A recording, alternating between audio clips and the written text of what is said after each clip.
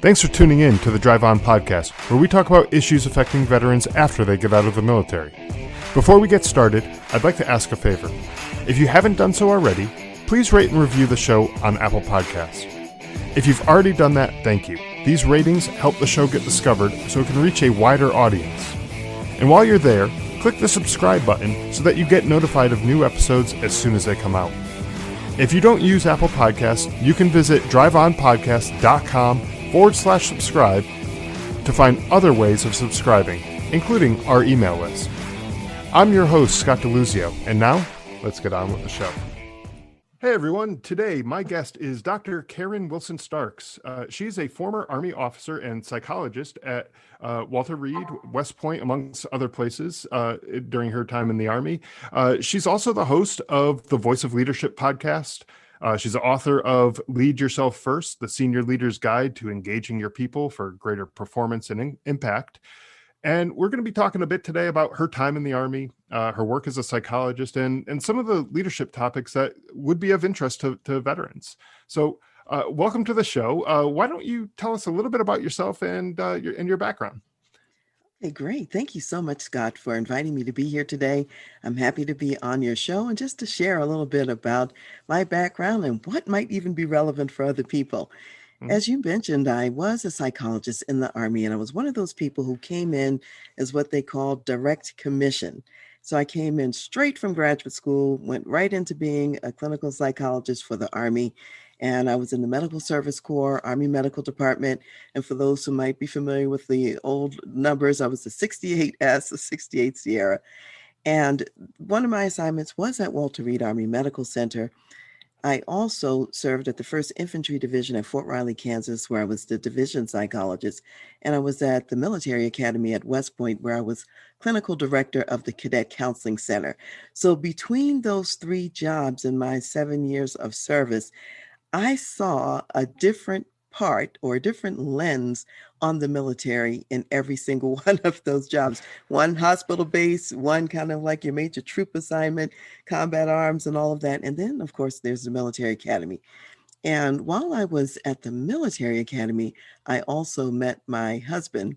And so that was an added bonus. And he was a field artillery officer. The recruiter didn't tell you about that bonus that was available for you. No, I didn't know about that part.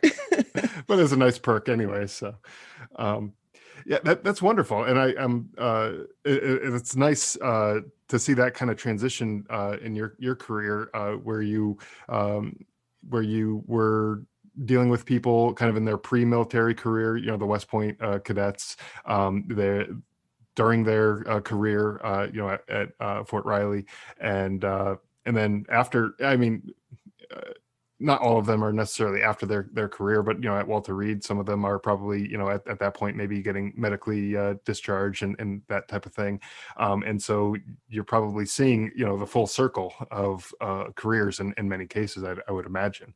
Yeah, let me add something to that too, Scott, because the whole reason that I ended up in the military, because I did not come from a military family, was not naturally oriented to the military. I kind of grew up in the era where it was sort of like the Vietnam years, and the military wasn't very popular, as a matter of fact.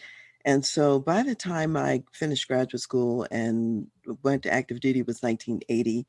And so 1980, 1987 is a time period during which I was serving. And I wanted to go to Walter Reed because I knew people who had done medical residencies there. And I knew that Walter Reed was a medevac hospital. So any disorder, any challenge out there was going to come to Walter Reed at some point from someplace. And I figured that would be a good place for me to be, to see the whole panoply of psychology. And in fact, a lot of the people we saw who, even if they were not still active duty, they were Vietnam era vets. Right.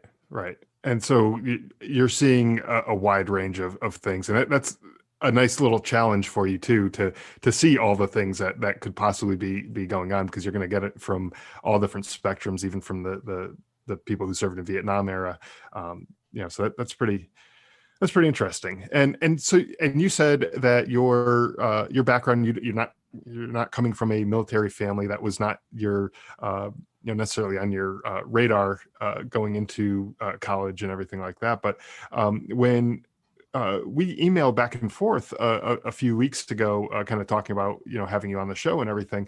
You mentioned that you didn't really have too much trouble with that transition out of the military, but a bigger transition issue for you was that transition into the military, going from the civilian world to the military life. And I thought that was, as we were talking about just before we started recording here, I thought that was a really interesting point of view, because I and many other people focus on that transition out of the military. It seems like that's a problem where people have struggles with their identity and things like that. But I don't think we really covered the transition from civilian to military life on this podcast anyways. And it certainly is a big transition. I know that anyone who's a veteran knows that because we all went through it.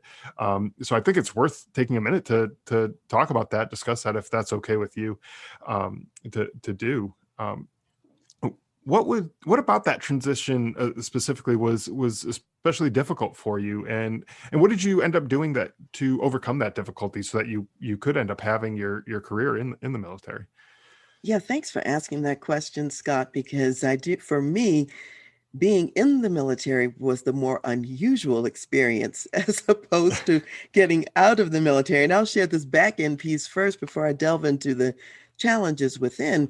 When I was leaving the military, the reason I left at the time that I left is because my husband and we were getting married, and he was stationed in Germany. By that point, I was still at West Point. Most likely he was going to come stateside eventually, and then I was going to go overseas. And I thought this is not really maybe the best way to do a marriage.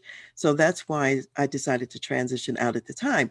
And my friends, lots of people who I knew, and they knew me in the military, they said, well, how are you going to, deal with that? And what are you going to do? And I looked at them like they were insane. I said, are you crazy? I said, transitioning out is going to be much easier than transitioning in from my perspective. So let me just share a couple pieces about that. Sure. First of all, I've always been a person who loves intellectual challenge. Think about it. I went to school to get a PhD and all that. So I like intellectual Right. challenge. And I was never the type who really enjoyed physical challenge necessarily.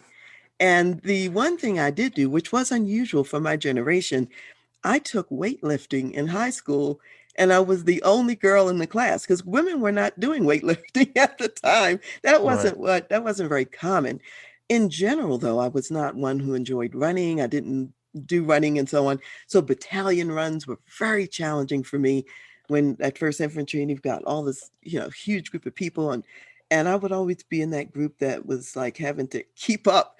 And so I think that in my book, for example, I talk about some of these pieces, and I eventually emerged on this concept of run your own race. Right. Because what military people do when they're running is that they start off real fast, right from the starting line. And with my particular body, that would guarantee that something was going to be hurting before the 2 miles was over. So what I learned to do was to ignore them, start off a little bit slower at my pace, and sort of build up. And the next thing I'd get to my training zone, as I call it. And then some of those people who had started off very fast from the start line, I'd pass them. And they might be sidelined over there with something hurting, hamstring or whatever. And so, Right. so I had to learn how to run in a way that fit and worked for me. So that was one thing. The other thing, going into the military, I told the recruiter, there's one thing I don't want to do. And I said, and that's rappelling. And the recruiter said to me, oh, you're going to be a psychologist. You're not going to have to do rappelling. Well, that wasn't true. So I think that a lot of psychologists don't have to do rappelling. However, while I was at Walter Reed, they decided to send this group of novice psychologists out to the Army Confidence Course. And then here we are, facing the rappelling day. We were going to have rappelling from the towers in the morning, and then we're going to be rappelling off of some hills in the afternoon. And I thought, oh, this was the very thing I didn't want to do. And so I tried to get myself, mentally prepared, try to get psyched up for it. And so I said, well, just how bad could it be, right? So I show up on the rappelling day, and the first challenge was walking up the straight ladder up the tower. When you're going upstairs, there's normally an incline, and I hadn't prepared myself mentally for what that would feel like. And so I said, oh my God, this is really worse than I thought. So that was Right. the first shock. Then I get to the top of the wall, and everything they taught me, about the gear and what to do just somehow magically left my brain. And so I'm standing at the top wall. I said, oh no, I can't do this. There was the sergeant at the top of the wall, and he said, Captain Wilson, you know, Uh, yeah, you're going down the wall and you're rappelling down the wall. And so finally, I was trying to hold my weight up, and I said, I can't hold all this weight. I'm just too heavy. And he says, well, let go of the rope. You know? So finally, I rappel down the wall. And mind you, there's the belay master at the bottom yeah. who, if anything happens, they can just, yank you in midair. But I forgot Right. all of that. When I get to the bottom, I finally said, you know what? I need to conquer this. No one else in my group needed to do what I did next, but I went up the 25-foot tower several more times. Then I went to the 50-foot tower, went up that several more times until I finally got over the fear of it, so that when we were on the hills in the afternoon, I was okay. So those were some physical challenges I had to deal with. And later, I'll say later, when I was at 1st Infantry, I added another physical challenge because at the infantry division, there's not a natural and huge respect for psychology, at least not back in those days.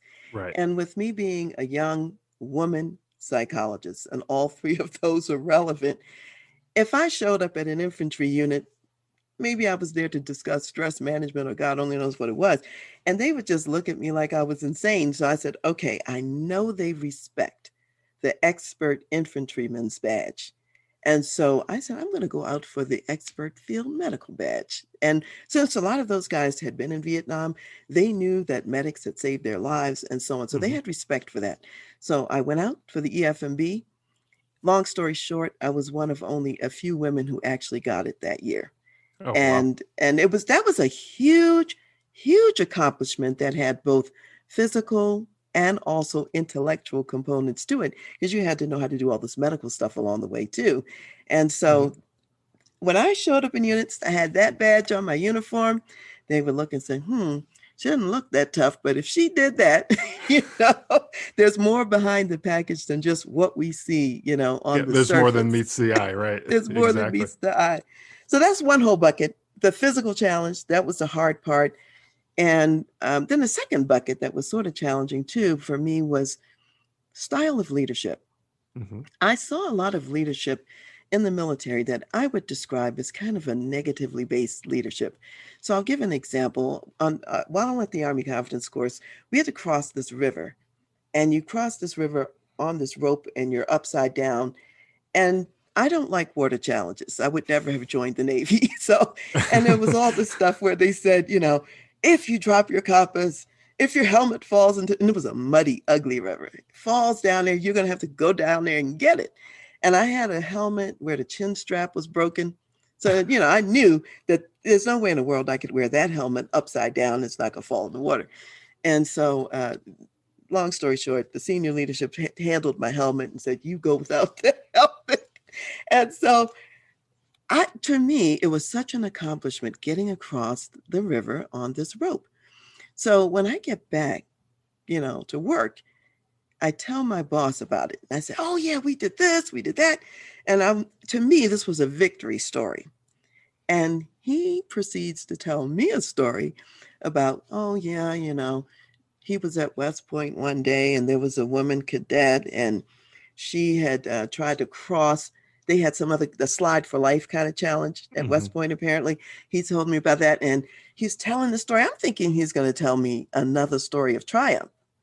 And what happens is the woman, she forgets or somehow doesn't let go, slams into the wall and dies.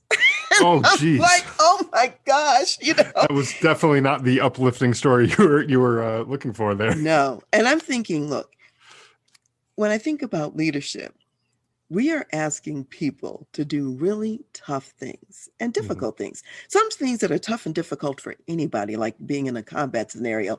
In my case, this was difficult for me. That's not going to be difficult for every military person. But the point is, where's the positive leadership that really values that person as a member of the team? So, in contrast, there was another person at the hospital who was a hospital commander, general officer. He would come around. He didn't know me from Adam, but when he would leave the work area, I felt like I was part of a valuable winning team and that I was an important member of that team and what I was doing that mattered. And so it was in the Army that I really got interested in leadership because prior to that I was focused strictly on more traditional psychology, Hmm. but having seen those contrasts and how you could impact people's lives one way or the other, I got really interested in leadership from that.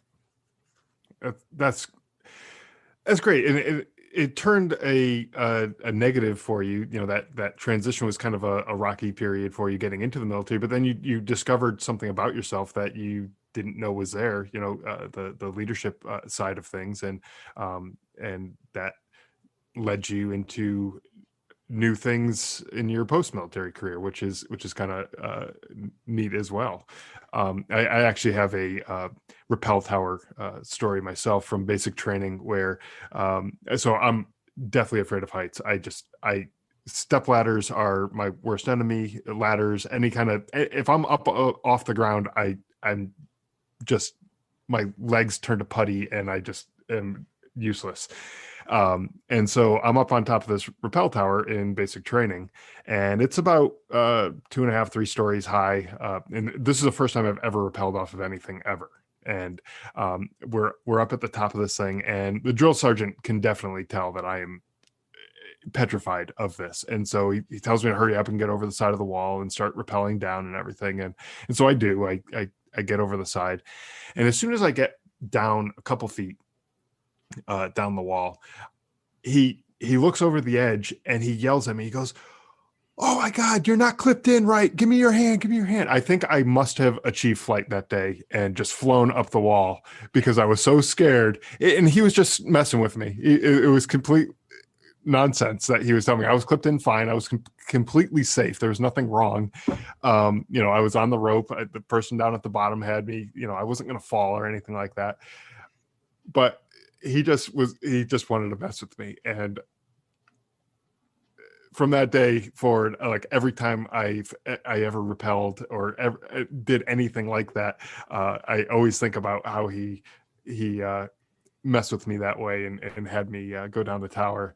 Um, Scott, let me add something because let me share the couple of learnings that I had from that rappelling experience that I think are okay. pretty significant. And this is like 3 points to really have in your life. Number one, you want to have people in your life who serve in the role of the sergeant at the top of the wall.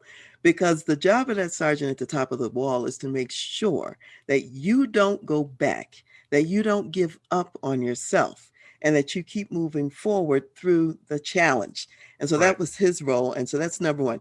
Number two, whatever the thing is that's going on, there is metaphorically a belay master somewhere on the scene.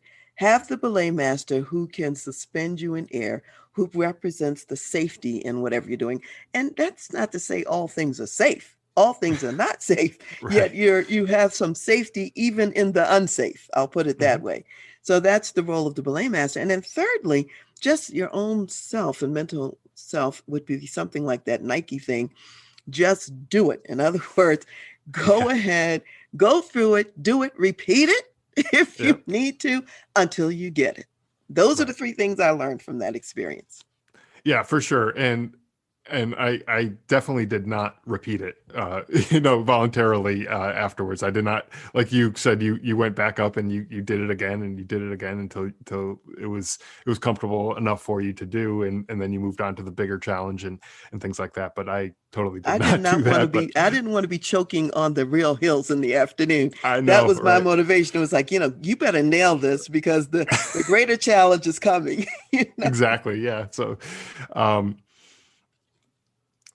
yeah, so that's my Rappel Tower story, and thank you for sharing yours and how that how you overcame that. I like that. I think we could talk about struggles all the time. No matter what the struggle is, whether it's a fear of heights or a fear of failing or a fear of um, you know whatever the case may be. But if we don't have some sort of solutions to talk about too, then um, the rest of it's not really all that meaningful. So I like that you kind of went over that too. Um, Kind of switching gears a little bit. When you were working as a psychologist, with the Army at Walter Reed, at all over the place where you were, what did you find to be one of the issues that the veterans and the service members and the cadets that you were working with were struggling with the most? And I know that's probably sort of a tough question to talk about because not everyone struggle with the same things, and especially in the different uh, points in their career, they're going to be dealing with different things. But to that same point that I was talking about before, when you talk about issues, talking about the solutions that will solve some of those things. What did you find to be effective in treating some of these people who came to you with one issue or another? Was it that type of exposure type therapy where you just do the same thing over and over again until you eventually you go down that rappel tower over and over again until eventually it just becomes sort of comfortable to you? Or were there other things that you found to be particularly helpful with treating these types of people? Let me share a little bit about the cadets at West Point because I think that's a very unique population. Hmm. You have people who are very smart academically, people who have been in leadership roles in their high school environment, people who are little like small town heroes, if you will. Hmm. And they're used to being kind of like the big fish in the small pond, so to speak. And they get to West Point, and everybody else is just as smart as they are. In Right. fact, they may not be even as smart as some of, their peers, because you're really, selecting the elite of the people coming to West Point in that sense. And now they have to go through cadet basic training at the beginning. And cadet basic training is not easy. And especially if you're used to being more of a self starter, Hmm. you're the kind of person who decides how you're going to run your own life. And now you're coming into this very structured environment where you're told exactly what to do, when, and how. Right. And it's intended to be stressful. So one of my jobs in the summer, we ran a 24-hour operation when cadets were going through cadet basic training. I had a staff of officers that worked with me, and I also had a staff of 10 cadet peer counselors. And so those 10 cadet peer counselors were each responsible for a cadet basic training company. And so they would do peer counseling on site, in the barracks at night and so on and so forth. And then if anything happened in the middle of the night and somebody was getting suicidal or whatever, then they'd, call because, me and I'd come in. And in the morning, we'd have our case conferences and so on. A lot of what people really deal with is how do they function when under that level of stress and that level of demand? You might not be getting enough sleep. You might not be getting enough food. You've got Hmm. people yelling at you constantly. There's just a lot of dynamics that are really designed to bring out any flaw that's in you because we need to know that ahead of time before you're going to be deployed somewhere and so on and so forth.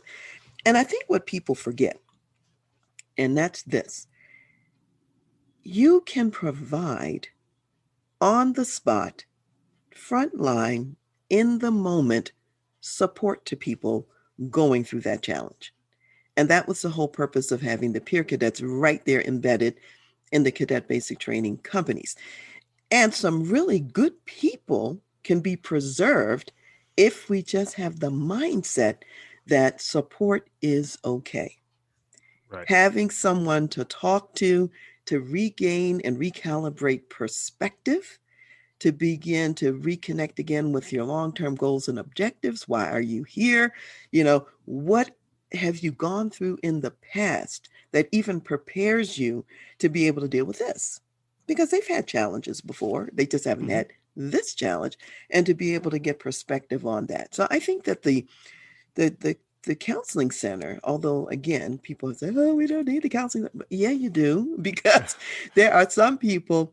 There were people who we supported to make sure they made it through the hard out period, where you couldn't leave the academy.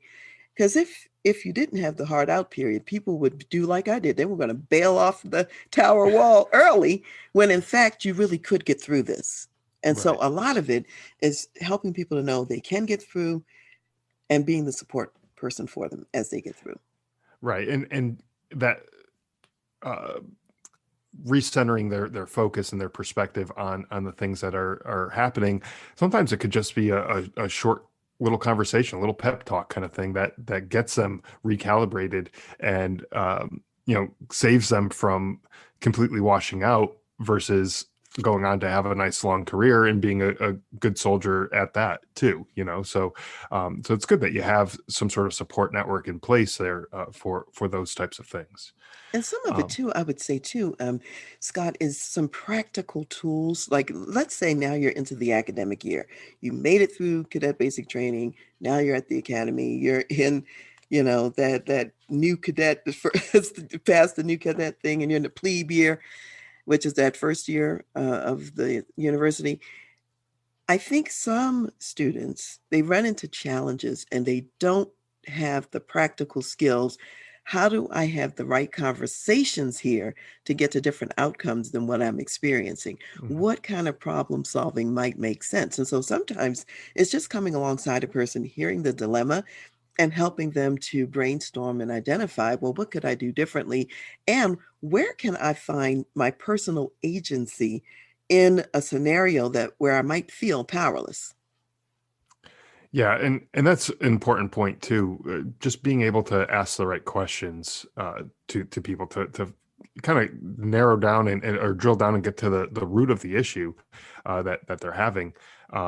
Sometimes if you're asking the wrong question, you may not even be able to scratch the surface on what the problem is. Because if you can't identify what the problem is, then you're not going to be able to solve it for sure. So, we had an issue with our one of our children the other day, and we were asking them, all these questions, and no, I wasn't doing that, I wasn't doing that, I wasn't doing that, but we didn't ask that specific thing that they were doing, and they weren't volunteering up what they were specifically doing, so we never got to the issue until we finally asked that question: did you do this thing? And then they finally said yes, and so now we were able to identify what the problem was and where things could go from there. So, but I think that, that's maybe a parenting tidbit, a little aside note there, but it's the same thing with anybody, whether it's cadets at West Point, soldiers in the military, employees at a corporation, if there's a problem, if you're not asking the right questions, you're not going to get to the root of it to figure out what is actually going on. So No, that's incredibly relevant, because you have to have a good assessment. And if you come up with the wrong condition, you're going to come up with the wrong treatment, so to for speak. sure, for You sure, know? yes, absolutely. Um, so let's talk about like some of the things that you're doing right now, some of the work that you're currently doing. Kind of fast forward a little bit.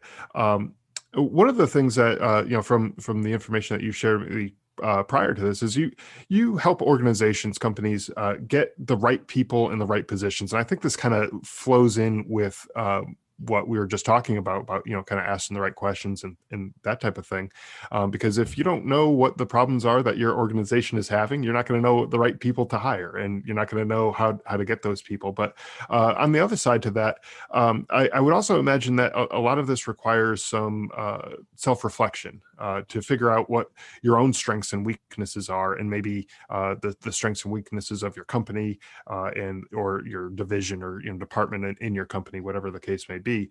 And I think that that type of thinking is also very helpful for veterans who might be finding themselves kind of in the opposite situation than you were in, where they're feeling themselves a little bit lost after losing their identity as a service member, in the military, and so that self-reflection type of thing, I think might be pretty useful. But what are some of the things that you do now with organizations to help them on the leadership side and things like that?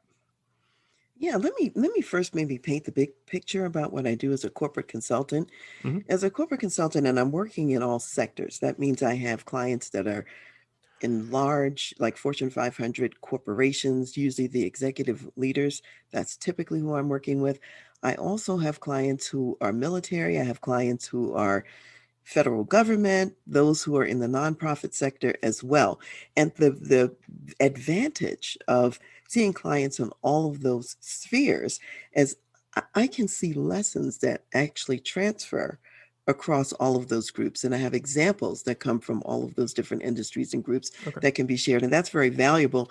And I've been doing this for about 30 years. So that's a long time, of information and watching different companies and different Sure.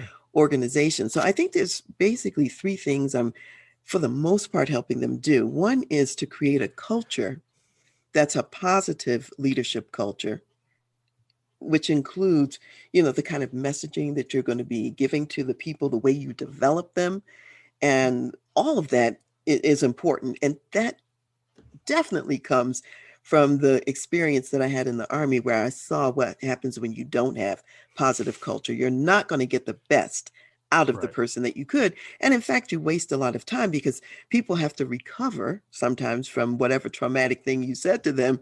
And that's hours that they're not working, okay? Sure. And hours that whoever they're talking to in the workplace to recover with, that person's not working. So getting the right culture is part of it. Another part of it is the right people too. And you want to select people not only for their skills and how it fits in with whatever that job is, how will they fit with the company culture? There's some people who are highly skilled at a job, but they will be toxic to your For leadership sure. culture. And if you hire that person, you're probably going to get a mass exodus of some other people in the organization who you really want to retain. Not Hmm. everybody understands that. So you're looking at what are the job needs, what are the company needs, but also what's the cultural fit? Does this person fit? So there's that piece as well. And then thirdly, I would say a lot of work, and you would understand this being, coming from the military background, a lot of work gets done in a team context. So a lot of what we are doing too is resourcing those teams and giving them the tools for how to communicate, how to give feedback, how to set direction, and how to collaborate with other entities and other teams so that they become high performance teams. And that's important because the kind of work people are doing out here today is complex, it's Hmm. fast moving, it's difficult. And if your team's not high performance, you're just not going to be up for the task. So that's a lot of what I'm doing. And I would say, let me just say something else too about context in this sense.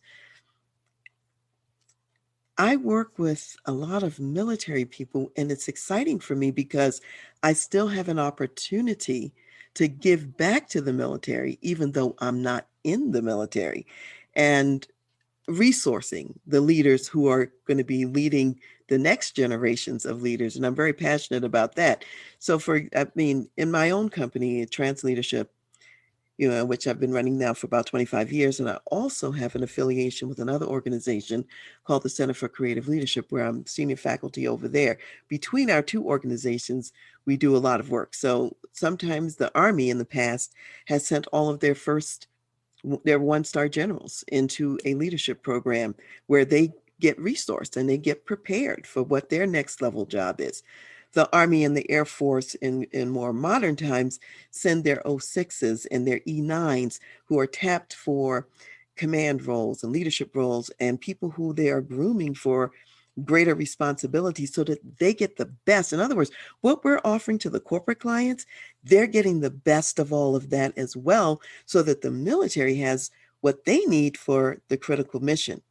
Hmm. I also work with people in the federal government who are actually part of national security, different organizations that are designed for that, and also organizations, both federal government and civilian, that are doing things for the warfighter, whether it be different machinery or weaponry or cybersecurity or whatever it may be. So these are sort of like ancillary groups that are important. And then we also have some work we do with the VA, training leaders in the VA as well. So it's been exciting for me Hmm. to have the opportunity as a civilian to still connect with the military and be part of the mission. I'm Right. just part of the mission from the side. Yeah, and I think it's a big part of it too, because you're directly impacting the leadership and the culture and things like that within the military, which does have a trickle down effect. If you're dealing with the top levels in some of these organizations, and then that's going to affect the next leaders down and all the way down the chain, all the way to the frontline troops and everything. So that's a great thing that you're doing, and it's a great way to continue serving. Even outside of the military, that's pretty And awesome. it's actually, I'm delighted by it. It's really a lot of fun to be able to still participate. I'll add another piece in. I don't get to do this next thing very often, and yet I think it's really important, and that is to also work with the spouse. And there was one project that I did do with the Navy. The Navy had they were working with their admirals, the first time one-star admiral leaders. And they had their spouses to be a part of this program that we designed. And in my case, I've been both an active duty Army leader myself, and I've also been on the spouse side. Hmm. And so having both lenses, because my husband spent 23 years in the military before he retired. So I worked with the Navy spouses, and the whole intention is to bring the usually would be wife on the spouse side, and usually husband on the active duty side, but not always. Sometimes the For sure. trailing spouse was male, and so we worked with the civilian spouse, brought the couples together so that they could craft out their direction, their leadership vision, and their purpose, and how they were going to make this work as a couple and as a Hmm. family while they were engaging at this high level of military service as well. I love that type of work as well. That brings out the other psychologist part of me. Yeah, for sure, and that's a really important piece of it too, because if there things are falling apart at home, and you have a great leader who would otherwise be leading their whoever's under their command, leading them with great efficiency, and being a very effective leader, and things are falling apart at home, they're probably not going to be quite as good of a leader on their job. So that's an important piece too, especially on those higher level positions that you're talking about there. um And if they but learn it, they can also pass that down to the next levels too. For sure, yeah, absolutely, and that's why I think it's good to start kind of at the top level, because those things can trickle down, like I was saying, down several levels down the chain of command. So that's really interesting. And what about some of the lessons that service members learn during their time in the military, from a leadership perspective? What are some of the things that I know you talked about teamwork a little bit and stuff like that, but what are some of the things to you that you think service members, after they're getting out of the service, what can they take with them and really focus on from a leadership perspective to help them out, make that transition to the civilian world, whether it's going into a corporate position or starting a business and things like that, whatever it may be. But what are some of those leadership traits and qualities that they've picked up through the military, just by virtue of having to be a leader, during their time, that could help them out in their civilian positions? This is a really important question, and it's related to maybe a piece of something that I wish that people had told me about, before I went into the military, Yeah. or, which is this. As a psychologist, a lot of times the kind of messaging that we would get as active duty army people was this: oh, don't pay too much attention to that military school or this military education or whatever, because we were truly focused on the psychology part of it. And what I would say is this: everything that the military offers in the way of education is truly an opportunity. And I would say pay attention to the military education that's offered and the experiences that you have there, because you can leverage those on the outside when you get out. So, a lot of military people, and this is why some companies even like to recruit military people, we can be very organized. We Hmm. have a sense of, like you said, of what teamwork is all about, being able to cast the vision, to a group in a way that they get the big picture, and thinking about how to resource a mission and who's going to be doing what and how it all flows and how it all works together. I think that military people there's a sense of diligence that comes with military people, persistence, through some difficult situations, and you've got to be persistent anyway. We know and we've learned how to do difficult things, and to do those difficult things well, and to analyze what we're learning. I still use today with my corporate clients, I use the after action review process. And I teach it to them because Hmm. I think that's one of the great tools of the military, is to sit down. Don't just have an experience, but stop, reflect on the experience that you've had, and then figure out what went well with this that we want to carry forward. What are the things we would do differently? And kind of like in a dispassionate way, because I think a lot of corporate people sometimes is all about, who we're going to blame, where's the finger going to be pointing, as opposed to what's the learning opportunity, what are we going to get out of this, and how can we use it to do the next thing better. So the military does that routinely all the time. So I think military people should be proud of what we have learned, and recognize it can be repurposed for civilian life as well. Yeah, that's great, and I think that is something that people might struggle with, like coming up with on their own. But hearing those words, it makes a lot of sense that all these things can be repurposed and brought forward into the civilian world. When you're leading a team in the corporate world, you can use a lot of these same things that, like you said, the after action reviews and everything like that. You can do that type of stuff to improve yourself and your team, and make sure everyone's on the same page with everything, and that's the whole purpose of it. So that's And let me add something else in there too. One of the things I think the military is really good at, the military is very good at anticipating what you're going to have to do, therefore training in advance to do it. right. And sometimes that doesn't happen as much in the civilian sector, the planning and the preparation and the advanced training. And in the military, we also know, as much as you prepare, as much as you train for something, reality is going to look different, feel different, and be different. Just like me walking up that straight up and down stairs, I'm like, oh no, that's not what I thought it was going to be. Exactly. And Yeah. we've also learned how to pivot in the moment and Mhm. how to adjust the plan for the actual real time conditions. And I think that in civilian businesses right now, there's a lot of competition. There's a lot of need for reinvention, a lot of need for innovation, and just the ability to repurpose the plan in the moment. That we got to pivot here because conditions have changed. Military people are bringing that skill as well.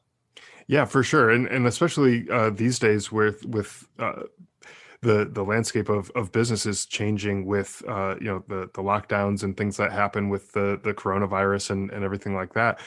These things if you want to stay in business, you have to pivot and you have to change how you do things to be able to open safely, with regards to the government guidelines and all that kind of stuff. And if you're just going into work doing things business as usual, you're probably not going to make it too long in that type of environment. But that's not the only thing that could happen. There's other things, new competitors and things like that. So you're absolutely right that you do have to be able to pivot and adjust fire when necessary. So um is there anything? I know you said this a little bit before in the last little bit there, but anything you wish someone would have told you before you joined the military? Any advice or tips or things like that they would have given you?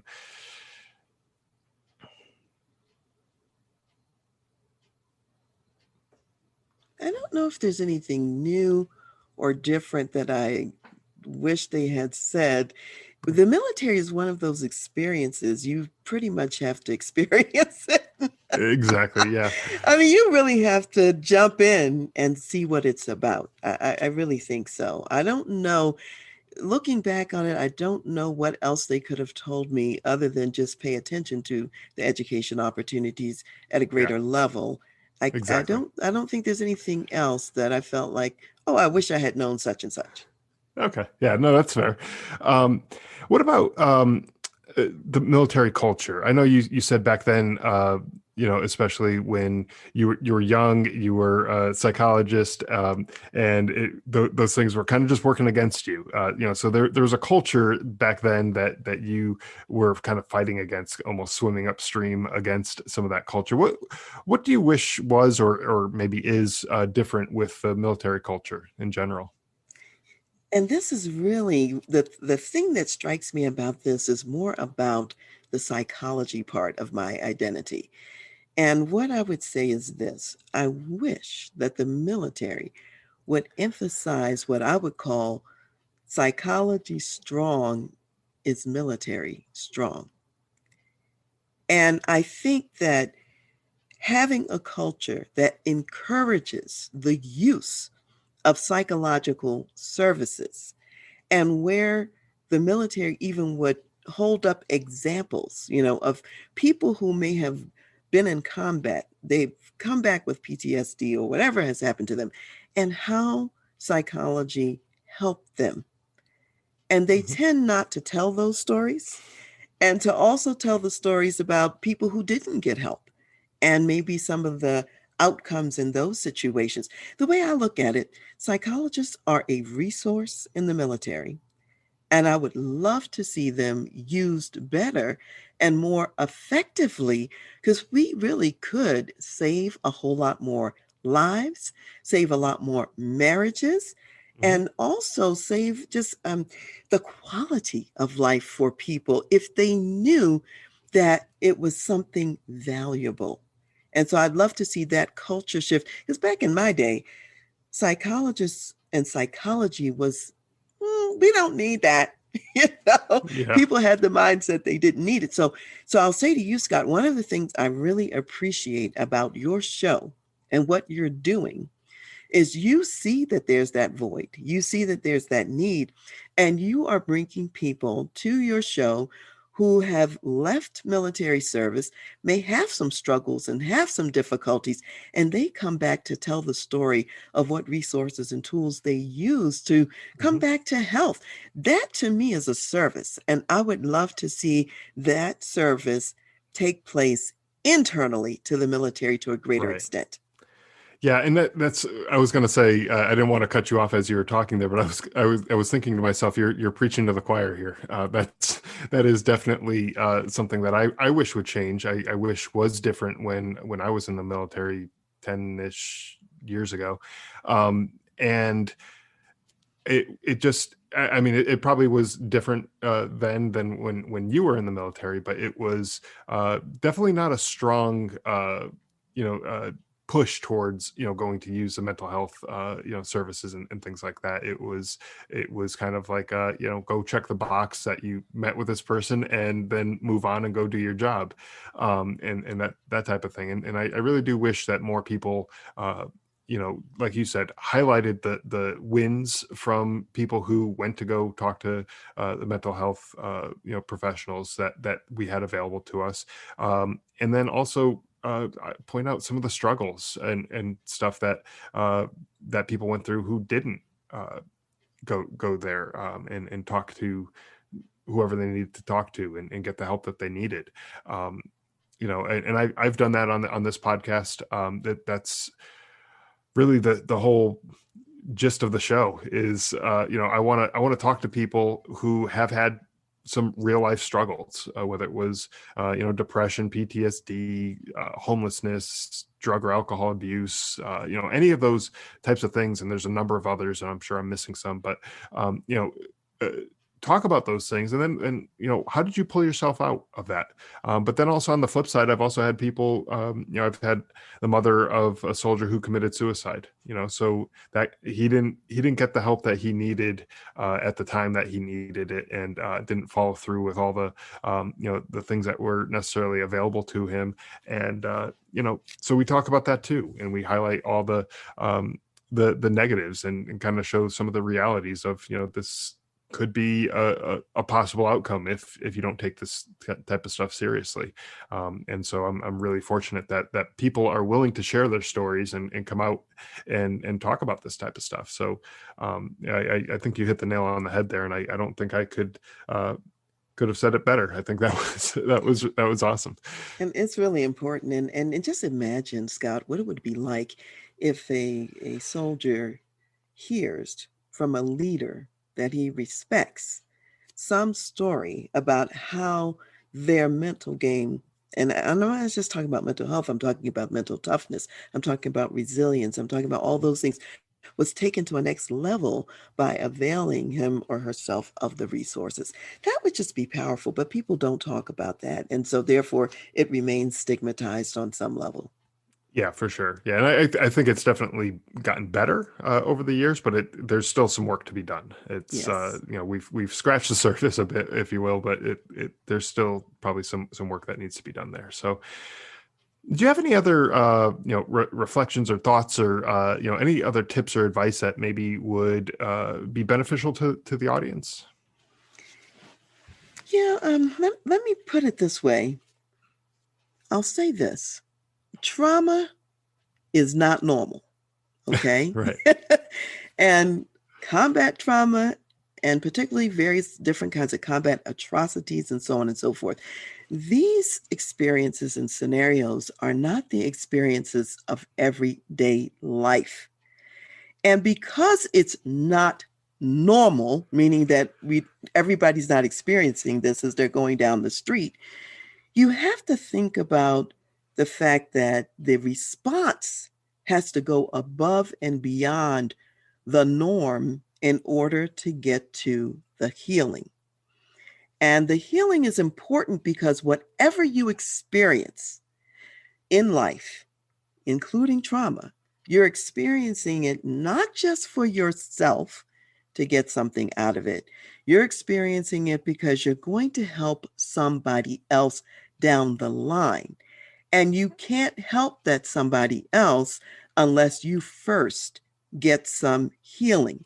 And that healing is essential because it takes the experiences and minds from those experiences, what I'll call the unique perspectives that you're going to have. Because we all know you're not going to be the same on the other side of trauma. And being different is okay so long as the difference is healthy and you can use it to help the next guy along the way. Mm-hmm. So that's one point. The other thing I would say is what I've seen over the years, whether it's military or otherwise, the people who do less well are the people who are isolated. It's the people who go inside and are focused solely on themselves. Recently, I was just, doing a podcast about Hanukkah, and we were talking about the fact that my guest and I were talking about the fact that in this season of 2020 of so much darkness, the Hanukkah lights, bringing hope. And, if you are doing well now at some point, the whole purpose is to reach out to other people. Mm-hmm. Reach out to them. And even if you're not doing well, don't stay isolated to yourself. Reach out and say, okay, I've got an extra crust of bread. I can help this person with that. Maybe I don't have an extra glass of water right now, but I got the extra crust of bread. I can use that to help someone else. We are designed to be in community and to be helpful, to others. So when we move away from that, we spiral downward. We spiral downward. So I'd say reach out and touch somebody else, so to speak, and be of value to them. And then I would say this, what you have learned along the way, you can leverage it for the greater good, just like you're doing right now. What you're doing is you've learned some things and you're leveraging it for the greater good. So people should look for those opportunities and what is that greater purpose in what they're doing. And then the last thing I would say is this. Well, I'd say sometimes you have to go through some things to get to the other side. And it's the going through it that allows the lessons to solidify in a way that's usable and allows the healing to occur.